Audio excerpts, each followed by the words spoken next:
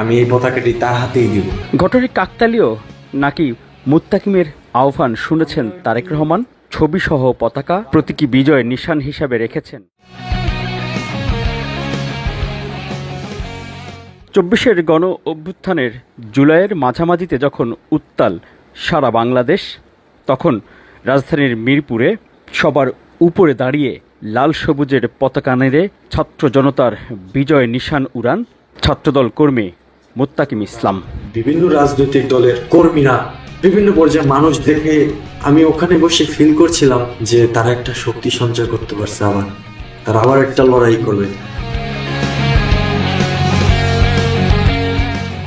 আর মুত্তাকিমের সেই পতাকা ওড়ানোর দৃশ্য গোটা জাতিকে উজ্জীবিত করেছিল, সাহস জুগিয়েছিল ফ্যাসিবাদ বিরোধী আন্দোলনে জীবন উৎসর্গ করতেও। পতাকা দেখে অনুপ্রেরিত হয়েছে। সেই মুত্তাকিমের একটি ভিডিওতে কদিন আগে বলতে শোনা যায়, পতাকাটি তিনি রেখেছেন বিএনপির ভারপ্রাপ্ত চেয়ারম্যান তারেক রহমানের জন্য। সমগ্র বাংলাদেশের লক্ষ লক্ষ ছাত্র জনতা এই পতাকা দেখে অনুপ্রেরিত হয়েছে। তো সেই পতাকাটি আমি ছাত্রদলের পক্ষ থেকে জনাব তারেক রহমানের জন্য এখনো সংরক্ষণ করে রেখেছি। আমি এই পতাকাটি তার হাতেই দিব।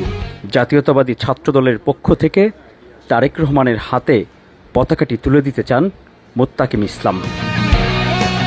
ঘটনাটি কাকতালীয় নাকি মুত্তাকিমের আহ্বান শুনেছেন তারেক রহমান? আজ থেকে ঠিক 1 বছর আগে 2024 সালের এই দিনে ফ্যাসিস্ট বাংলাদেশ ছেড়ে পালিয়েছে। ২৪-এর গণ অভ্যুত্থানের 1 বছর পূর্তিতে জাতির উদ্দেশ্যে দেয়া বার্তায় তারেক রহমান মুত্তাকিমের সেই পতাকাটি শুধু নয়, মুত্তাকিমের ছবিসহ পতাকা প্রতীকী বিজয়ের নিশান হিসাবে রেখেছেন তার সাথে। মুত্তাকিমের সেই পতাকা দেখছে গোটা জাতি, গোটা বিশ্ব। রাহমুক্ত হয়েছে বাংলাদেশ। স্বাধীনতা প্রিয়, গণতন্ত্র প্রিয় জনগণের জন্য দিনটি আনন্দের, দিনটি বিজয়ের।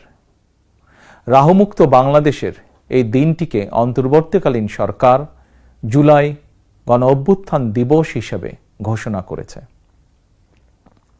তাবেদার মুক্ত বাংলাদেশের জনগণ প্রতি বছর এই দিনটিকে স্বাধীনভাবে সানন্দে সরকারি ছুটির দিন হিসেবে উপভোগ করবে। বিভিন্ন পেশার, বিভিন্ন রাজনৈতিক দলের, এক কথায় সমস্ত ধরনের মানুষ ছিল। দেশের সাধারণ জনতা, একজন রিক্সা চালক শুরু করে একজন ভ্যান চালক পর্যন্ত, একজন বিসিএস ক্যাডার পর্যন্ত, মানে সব ধরনের লোক ছিল। তো আমরা ফ্রন্ট লাইনে ছিলাম, পুলিশ গুলি করছে, আমরা ইট পাটকেল ছুটছি পুলিশের উদ্দেশ্যে, পুলিশ আবার টিয়ার সেল মারছে, গুলি